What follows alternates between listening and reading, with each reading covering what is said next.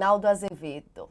Vamos começar então, tio Rei, falando da situação lá nos Estados Unidos. Os dois candidatos, a gente tem o Trump e a Câmara a todo vapor nessa reta final, agora visitando, focando bastante na Pensilvânia, em busca aí dos votos dos eleitores nos estados chave. A gente tem a Pensilvânia como muito importante nessa disputa. A gente tem as pesquisas mostrando eles basicamente com um empate técnico.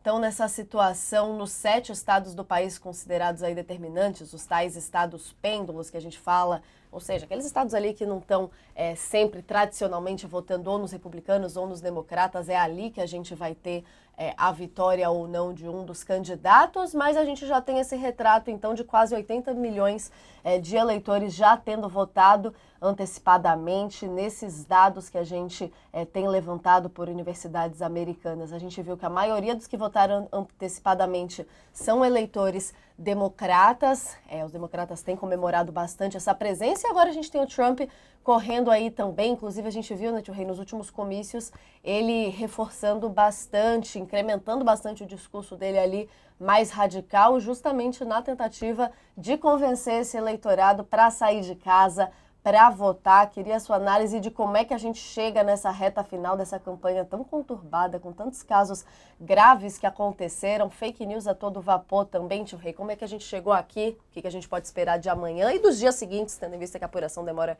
mais um pouco? Como é que a gente chegou até aqui? Bom, em primeiro lugar, boa tarde a todos.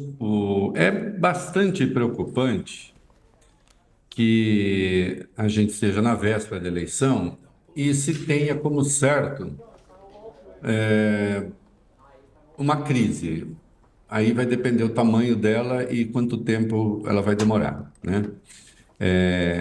Que haverá uma crise, porque o Trump já deixou claro que não vai aceitar o resultado. Aliás, há milhares de mensagens. Pra você ter uma ideia, eles já entraram em tribunais estaduais, federais, já entraram com mais de 130 ações contra o resultado da eleição.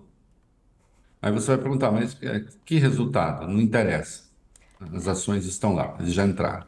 Não, em Então, eles 2020 já. deixaram para questionar depois, agora já está questionando antes, muito nesse discurso de que não pode se deixar repetir o que aconteceu em 2020, né? Então, já estão judicializando o resultado antes mesmo da eleição. Eleição que, por outro lado, está em curso, quer dizer, esse sistema eleitoral dos Estados Unidos, ele está caduco de várias maneiras, né? Ele está caduco na forma como se exerce, enfim. Esse negócio de eleição antecipada, eu acho isso um pouco incompreensível, né? Incompatível, inclusive, com a modernidade tecnológica, né? É, e é curioso que isso venha do país que tem o Silicon Valley. Então, não faz o menor sentido, né? O nosso sistema eleitoral, obviamente, é muito melhor, muito mais sofisticado, muito mais seguro, né? E muito menos afeito e propenso a crises, né? A provocar crises. Tem isso. Depois nós teremos cada estado com uma legislação eleitoral, com um formato de votação e, portanto, a tendência é que o resultado tem essa coisa na imprensa dos Estados Unidos, que eles antecipam o resultado cruzando um monte de variáveis, né, de quem ganhou, quem perdeu, mas depois o resultado oficial acaba demorando para sair, e claro que isso é uma fábrica de problemas. Se Câmara ganhar, o Trump já disse, não aceita o resultado. Já está claro que não vai aceitar, pretende abrir uma nova crise. E desta feita, as suas hostes fascistoides, né, estão mais organizadas do que antes, né? O tal do MAGA, Make America Great Again, não é mais só um slogan, né? Existem grupos organizados, inclusive armados, né? Até porque lá você pode ir na esquina falar, vou tomar um milkshake ali e também vou comprar uma arma no estande ao lado, né? Um rifle. Grupos armados. Então, a situação realmente é muito grave. Se Câmara ganhar, eu adoraria que isso acontecesse, porque acho que as coisas estão assumindo uma proporção e o risco é gigantesco. Se Câmara ganhar, haverá certamente protestos, e aí é preciso ver a extensão disso, a gravidade disso.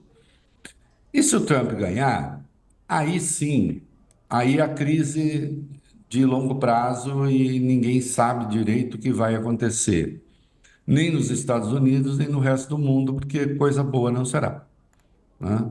É evidente que aquilo que Trump fizer com a economia americana vai afetar o resto do mundo, inclusive o Brasil, né? Em que pese aqui os bolsonaristas estarem entusiasmadíssimos com a eventual vitória de Trump, para o país é péssimo, porque os Estados Unidos vão fechar sua economia.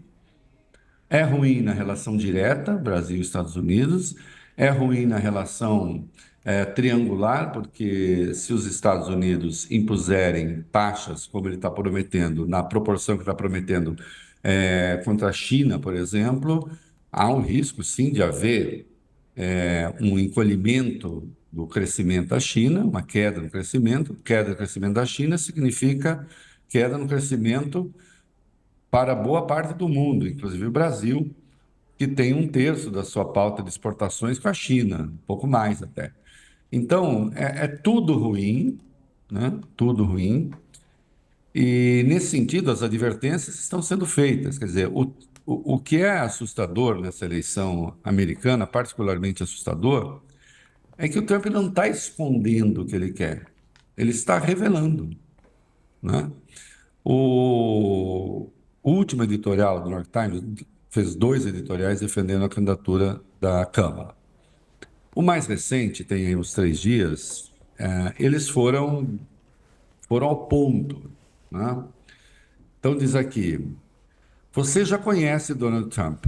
Ele não é apto para liderar. Observe-o, ouça aqueles que o conhecem melhor. Isso aqui porque há muitos ex-assessores de Trump que aderiram à candidatura da Câmara e que dizem abertamente que ele, inclusive, tem simpatias pelo fascismo, simpatias expressas, né? No caso, pelo nazismo mesmo, né? Disse um ex-assessor.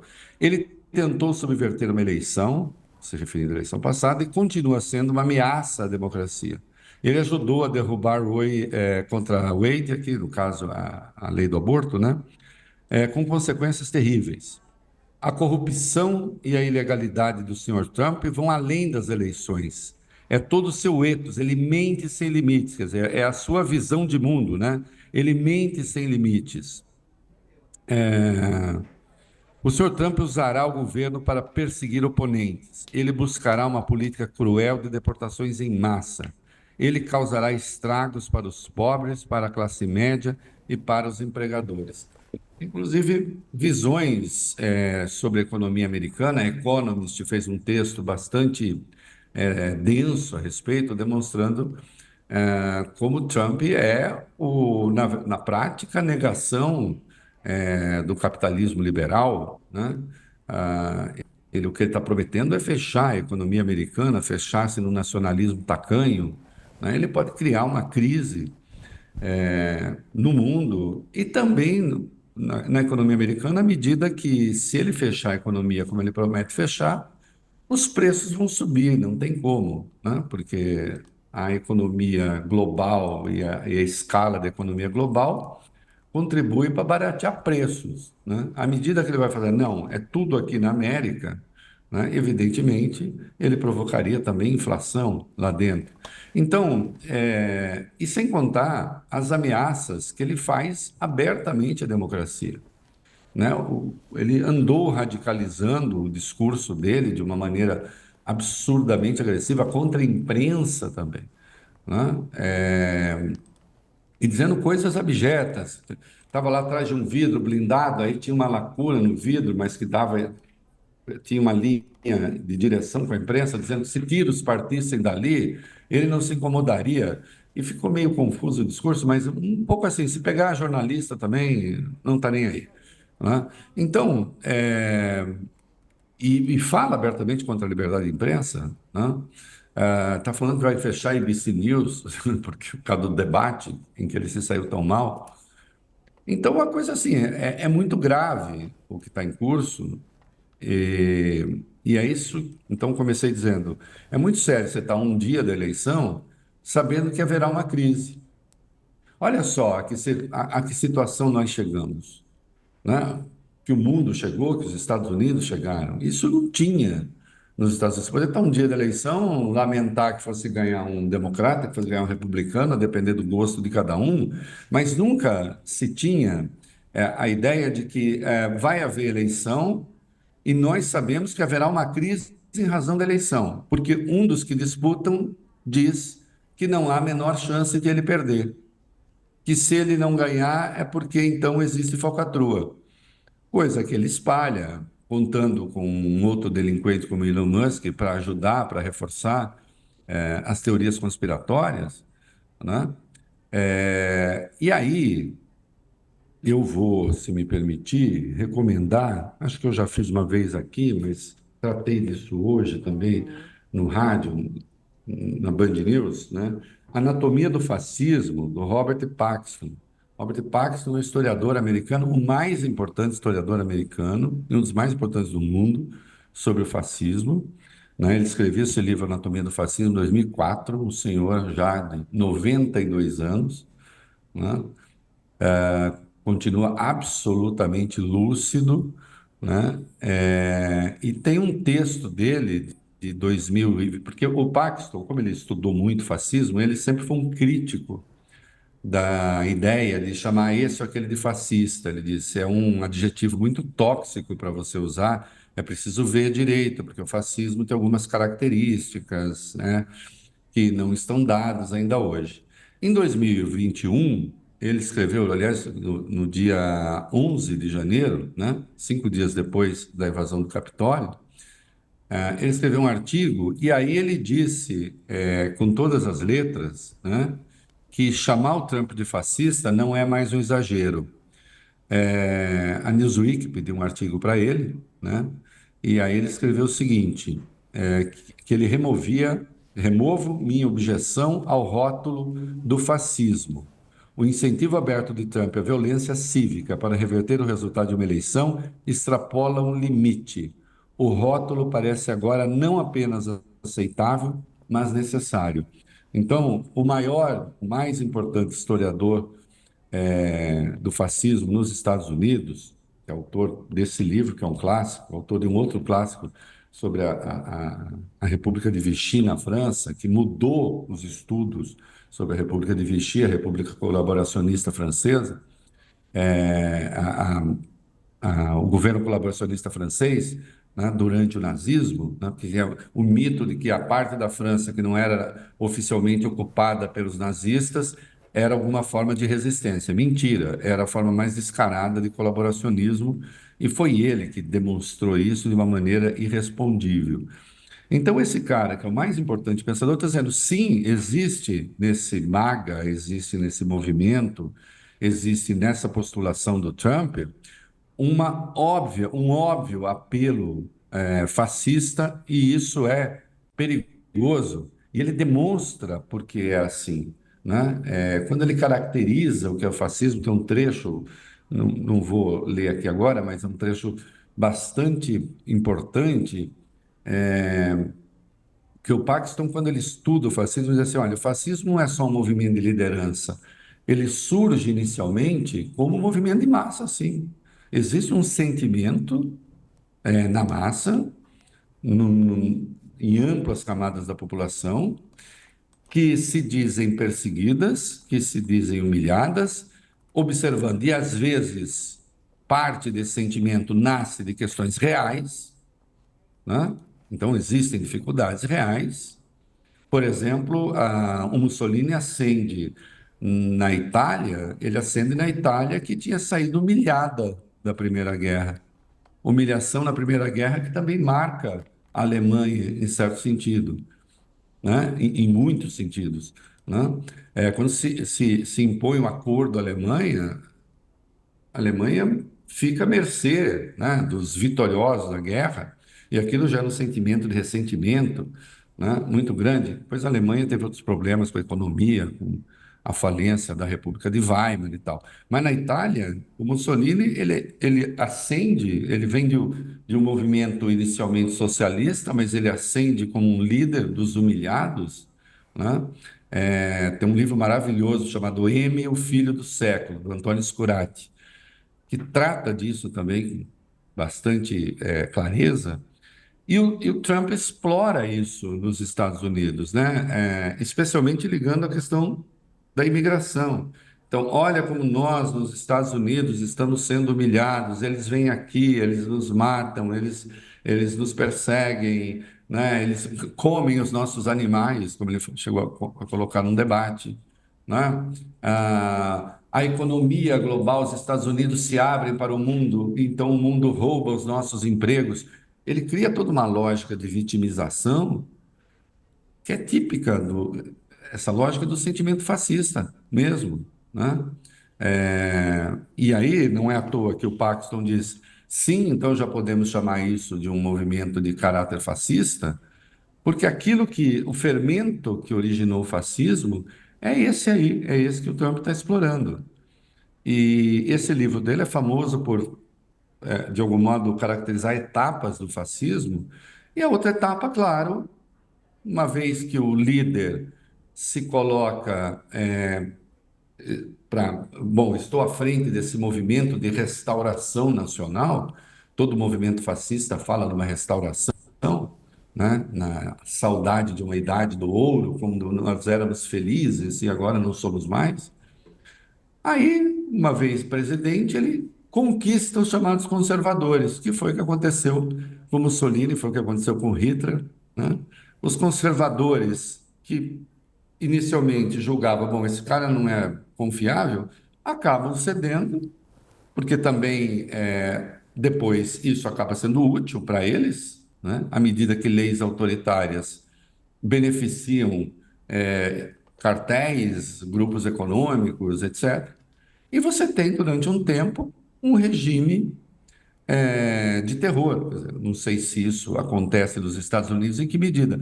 Agora, que o que se vê é um movimento que reproduz valores do fascismo e a ascensão do fascismo é inegável, né? Então, antes mesmo do Paxton dizer, olha, eu condescendo com que o Trump é fascista, o livro é de 2004, né? E você lendo o livro, você diz assim, meu Deus do céu, eu estou vendo coisa acontecer aqui, também no Brasil, estou vendo essa coisa acontecer nos Estados Unidos. Então não precisava nem ele falar, basta a gente ler o livro. Tem um trechinho aqui muito legal que diz o seguinte: além dos atos e das palavras do líder, vamos ver se vocês se lembram de algo aqui parecido no Brasil. Além dos atos e das palavras do líder, os regimes fascistas abrangem os impulsos radicalizadores vindos da base, o que os diferencia nitidamente das ditaduras autoritárias tradicionais. Já aludi anteriormente à incitação deliberada de expectativas de dinamismo, excitação, ímpeto e risco que eram inerentes à atração exercida pelo fascismo. Era perigoso abandonar por completo essas expectativas, pois isso significaria corroer a principal fonte de poder autônomo do líder, que se quer independente das elites, isto uma vez que esses caras ficam ao poder, eles tendem a atender às demandas radicalizadas dos seus grupos de origem, né? Então, são esses grupos de origem que falam assim, não, o líder tem que ser o mais radical possível. Se ele não for, eu troco. Eu quero assim, né? Não é simplesmente um movimento conservador. É um movimento que tem de continuar efervescente e, nesse sentido, então, é por isso que o fascismo caminhou, né? Onde quer que tenha se instalado, ele caminhou para a derrocada justamente em razão desses impulsos. Sim. Agora, enquanto dura, é muito grave, né?